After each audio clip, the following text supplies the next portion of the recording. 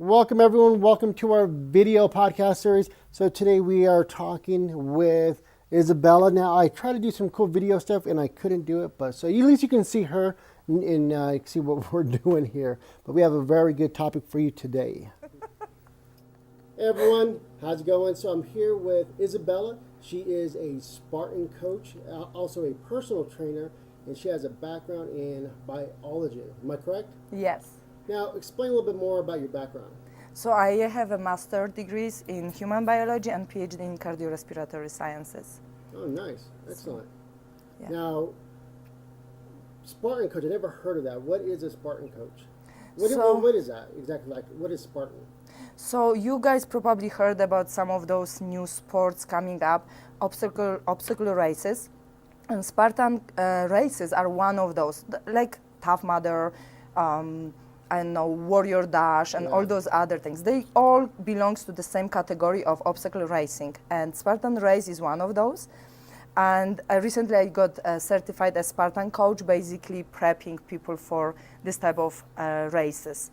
As you just run and do some obstacles such as wall climb, rope climb, conditioning, huh? Yeah, a lot of conditioning, endurance, and kind of mud. Nice. Sounds fun. Sounds fun. Yeah, it is fun. It is huge fun. Yeah. Well, also, too, you're a sports nutritionist and you're a competitor, right? So, Yeah. what do you compete in? So I used to compete in figure category as a bodybuilder, and I did two competitions, and I placed second in San Diego and eighth, I think, or seventh in Phoenix Europa show in figure category. Yeah. You've done a lot. That's pretty awesome. Kind of, yeah. It was a huge challenge, and pretty mindset changing and life changing journey. Well, I do appreciate you stopping by today, and You're Isabella's going welcome. to help me answer some questions today. Our first question is, let me first ask you, give your thoughts a little bit. Well, we have a lady here, and let me first go back. It's that time of year where people are getting emotional. They're starting off new regiments. We have a lot of newbies coming into the industry, and whatever their goal is, they really don't have a plan, most of them. Mm-hmm. And we really want to help them out. That's why we put out these blogs, to try to help people as much as we can, try to give as much free advice as we can. And that's why, again, thank you for being here. But so we have one lady here. She is she's caught up in a pretty vicious cycle that I think a lot of people can identify with. She wants to make a plan of losing some weight, but she finds herself in the middle of the day cheating. Then when she cheats, she feels terrible, and she says, screw it, I'm going to cheat for the rest of the day, make it a full cheat day, and that turns into, well, I'm just going to start fresh on Monday. And I think a lot of people can identify with that because they get to a point where they're starving and they can't control themselves. Their blood sugars really drop, and they really just get into those bad habits again. So I mean, what would you say that could help her? So first of all, I would definitely change the mindset. I would forgive myself, first of all, because the fitness journey is all about mindset, first of all. Mm-hmm. You cannot be just, eating one cupcake and just give up on entire journey. You maybe already lost 5 pounds and you just ate one cupcake. You just cannot say that, okay, screw that, and just start again bad habits and bad eating and bad lifestyle. First of all. The second thing, I would definitely look at your diet and your workout regimen, because maybe you are just overwhelming yourself. Maybe you are just exhausting yourself. Your body, you grab for that cupcake because your body probably craves that carbs, craves that sugar, meaning maybe you are low in sugar in your blood. Your blood sugar, is low. So I would definitely look at your diet, because in a well-balanced diet, according at least to me as a lifestyle coach, there is no cheat. I mean, if you have a well-balanced diet and you have that cupcake once in a while, it is still okay for me. Mm-hmm. And this is how I teach my clients to forgive for that one cupcake, 2 cookies. There was a Christmas just 2 weeks ago, and we all were eating biscochitos, all those cookies, sugar cookies, all of us, including me. And it's okay. We got maybe 2 pounds heavier, but that's water. And then we are back on our Back on track. track, Yeah. yeah. I believe as soon as you are fine with your diet, 85%, 90%, there is still that 10%, you have those little cheat moments, those little binging moments, it's still okay because you are going to be back on your track next day, you are going to the gym anyways, just don't exhaust yourself because your body is telling you that something is off if you are craving something out of nowhere. Yeah, absolutely. You should definitely be looking at what your diet's been. Yeah. So if you're kind of winging your nutrition, you really shouldn't be winging it because there's a lot of things to look at, like blood sugar levels, and when you start dropping your blood sugar levels, and you can really start really getting in starvation mode, and that's not good. And that's why we say eat every 3 to 4 hours. Yeah. Always have a protein with a carb, and Exactly. Have a protein bar in your car. If you crave or do something, just eat it before going to the store or to that whatever cafeteria, grabbing that cupcake. Just have your first, protein bar, which you have it in the car. Of course, if you don't have it, all of us will drive through Starbucks and we'll get cupcake. And I'm almost sure you or me, being low on sugar or something, will get that sugary drink or that cookie from somebody just to bring up that sugar up. Yeah. And that's normal reaction. I don't know if you pay attention to this, Jesus, also, but I think also supplementations is important. Every craving tells you something. Like, mainly when you crave sugars, most likely your body is lacking magnesium or chromium. If you crave maybe fats, maybe your body is, lacking some kind of omegas. So sometimes those aspects, or vitamin D3 or something, sometimes it's also very important to do the blood work, which me personally, I always ask my clients to do blood work before I actually go with their plan. Especially if they have some issues and they had a history of cheating, binging, being really not sticking to the plan. There was a lot of mess. I really want to get to know them, how their, sugar is, how their vitamins, microelements are, how their thyroid hormones are, because all those things can, a big factor. can be, driving those cravings, right? So I mean, if someone couldn't get their blood work done, and they were from, let's say, what would you do for them? How would you structure them? Would you make them do a body composition at least, where you at least know where body fat they're at, or because I know some people can be very hesitant and very Going to. worried about the whole process, and they may be a little timid. So like skip blood work? Yeah. Yeah, so I would probably do a huge interview. Okay. Basically history. Okay, so you've been craving this and this. When do you think you were craving this? What time of the day? What situation? What time of the month? In case of women, it could be period related, right? Emotional eating, maybe some stress with kids.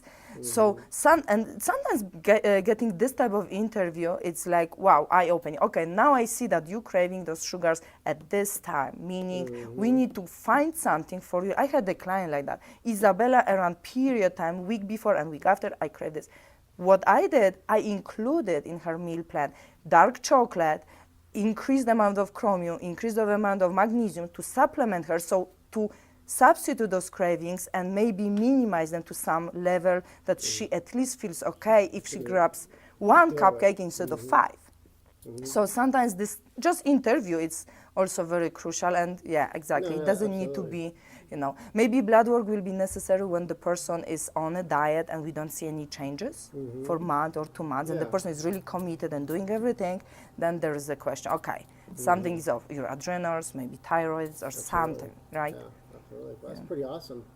Well, that answers a lot of questions. I think this is very good.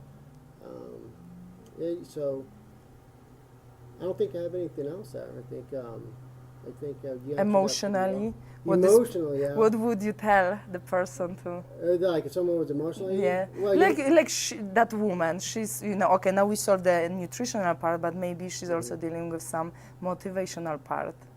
yeah, with emotionals, it could be pretty tough, but because a lot of times emotional is linked to a lot of different things, either through our lives that we brought up with, and we link a lot of foods with certain feelings.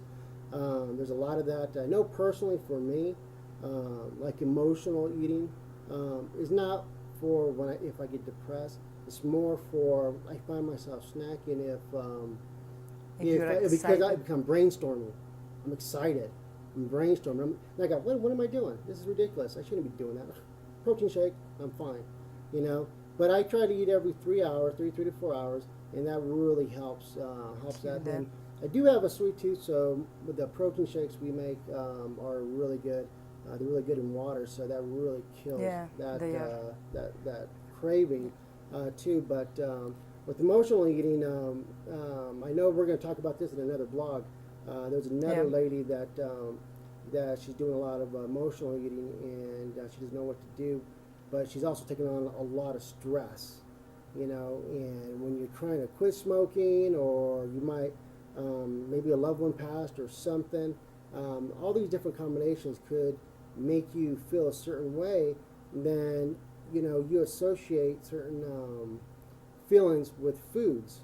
I know the nutrition guy that I'm under, he dealt with a lot of people with emotional eating. And that was his biggest thing.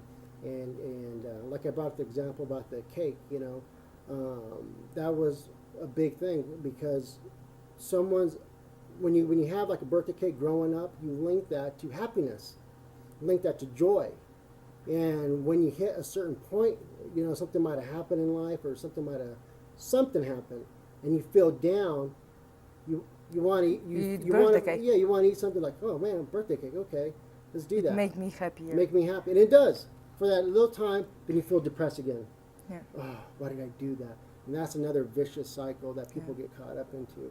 And sometimes you just gotta identify those links, and you gotta really push through them. I mean, I think you can replace some habits. I think habits kind of stay with you in life, but you just gotta be very aware of them. Very aware of them. You can so, replace them. Yeah. Yeah. If I can add something to that lady, I think that motivationally speaking, and on that side, not only nutrition, I think you need to really know why you are doing this. You need to know why you are on that diet, why you are on that 5-7 days a week regimen at workout or doing workouts.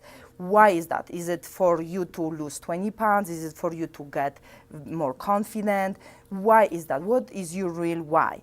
And then once you understand what is your why, then picture yourself as that person you want to be. If you have that vision in front of you, doesn't matter that one freaking cupcake. I'm like, screw that cupcake. Go back to your routine. Go back to your plan. If you feel not confident with your plan, it's too much. It's too overwhelming. Talk to your coach, because it's your life. It's not your coach's life. It's your life, and it's your body, your lifestyle. You create You're yourself. talking about benefits. You're visioning that benefit of what happens. Also, what's very powerful is the benefit of the benefit. What is it going to feel like if you are all slimmed up? What do you think your ex-boyfriend is going to look like? He's going to see you when he sees you next. Like, oh, that's a big difference. What's it going to look like on his face? Those are things that people can visualize, and that's the benefit of a benefit, and that's pretty motivating. And some other motivations are, some people, there's some serious health issues, and, if they don't change what they're doing, it'll be type 2 diabetes, type 1 diabetes, and it's sad that I've seen a lot of people do what the normal, and then they've given up basically. Yeah. And that's a tough case. Yeah. So definitely it has to be balance between all this, diet, workout, everything, and the why and the reason. Because exactly like you said, for one person the why could be lower down the blood sugar, because I am just about to get diabetes, the type 2, and doctor told me if I don't do something, I will end up having heart attack. For another person, it's just slimming down, maybe losing a little bit to get in those jeans size 6. Absolutely. And another person wants to go and compete and run and race and do ultra races or competitions and so on. So everyone has different reasons, and everyone will have different plans. Everyone will have different workout regimen and so on. So would you agree, if someone gets started, they really need a plan of action, right? Yeah.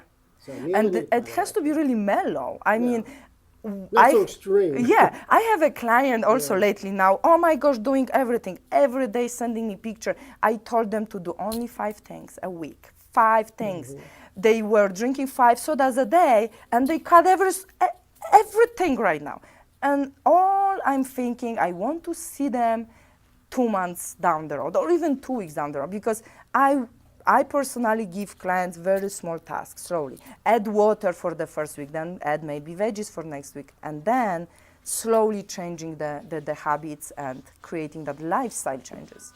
Yeah. No, absolutely. And since we're talking about action plans and stuff, how can people get a hold of you? How can people see So what you you're can find me, you can contact me through my website, which is www.beautiful, it's spelled BEYOU, tiful.fit, not .com, .fit. Or also on my social media, Facebook, Izabela Krobak, which is IZABELACHROBAK. I think Jesus will also maybe put the links below in the blog. And of course, I have fan page also on social media, Beautiful. Hit me up. Once you go to my website, you can also go down below, and there is an email contact information, and also my Skype and my phone number. So definitely, I am pretty much reachable. Of course, here through Jesus and through Max Drive Absolutely. as well. You can check out some of her cool stuff with obstacle racing and all the new obstacle racing that she's going to be doing. I know you're going to be videoing some of that, so it'll be pretty fun. Crazy things. All right, cool. Don't Thank you. get intimidated. Yeah, but crazy things. Awesome, Thank you. awesome.